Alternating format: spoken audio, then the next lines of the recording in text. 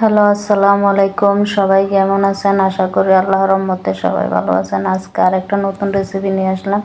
লুটুস তো সবসময় একবার রান্না করে খাই, আজকে অন্যরকমভাবে রান্না করে দেখাবো। প্রথমে দুইটা নুডলস নিয়ে নিলাম। দুইটা নুডলস নেওয়ার পর সামান্য পরিমাণ পানি দিয়ে এটা সিদ্ধ বসাই দেবো। সাথে দিয়ে দিব নুডলসের সাথে যে মশলা দুইটা থাকে ওই দুইটাও দিয়ে দিব।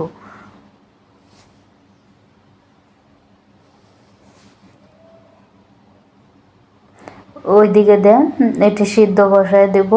আর আমি পেঁয়াজ মরিচ কেটে নিব।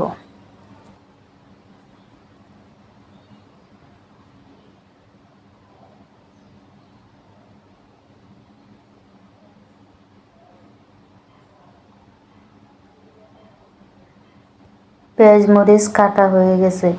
এখানে দিয়ে দিছি দুইটা পেঁয়াজ কেটে, কাঁচামরিচ কুচি, ধনিয়া কুচি,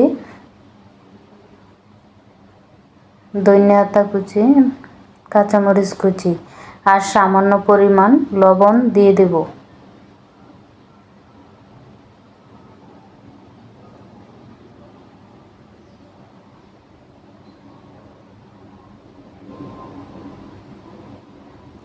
সামান্য পরিমাণ লবণ, সামান্য পরিমাণ ধনিয়ার গুঁড়া,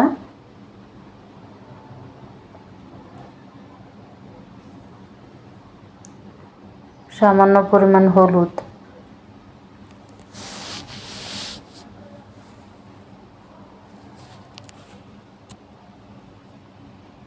এটি এখন ভালোভাবে মিশিয়ে নিব হাতের সাহায্যে। মিশানো হয়ে গেছে। এখন দুইটা ডিম ভেঙে এটার ভিতরে দিয়ে দেব। ডিম 3টা হলে বেশি ভালো হবে। আমার কাছে 2টা ছিল তাই 2টা দিছি। আপনি চেষ্টা করবেন 3টা ডিম দেওয়ার জন্য। ডিমটা দিয়েও ভালোভাবে মিশিয়ে নেব। ওই দিকে দিয়ে আমার নুডলস সিদ্ধ হয়ে গেছে।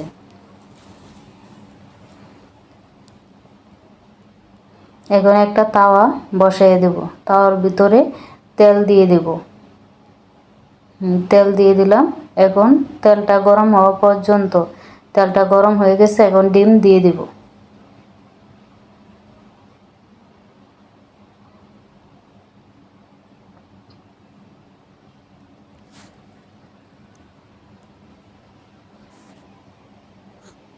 ডিমটা ভালোভাবে মেলাই দিব। মেলানো হয়ে গেছে। এখন ডিমটা এক সাইড হয়ে গেছে, এখন উল্টায় দেব।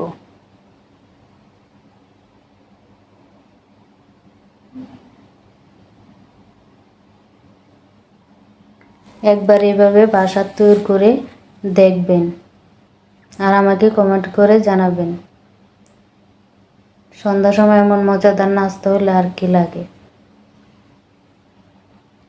সব সময় তো একবার ভালো লাগে না, একবার এখন সিদ্ধ করা নুডলসটা দিয়ে দেব।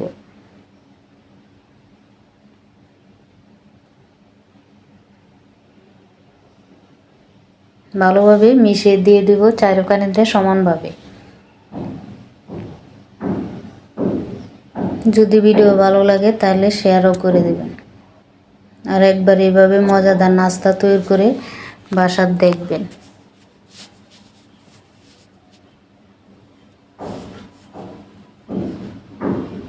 এখন উপর দিক দিয়ে একটু টমেটো সস দিয়ে দেব। টমেটো সস দেওয়ার পর আবার ভালোভাবে উল্টে নেব।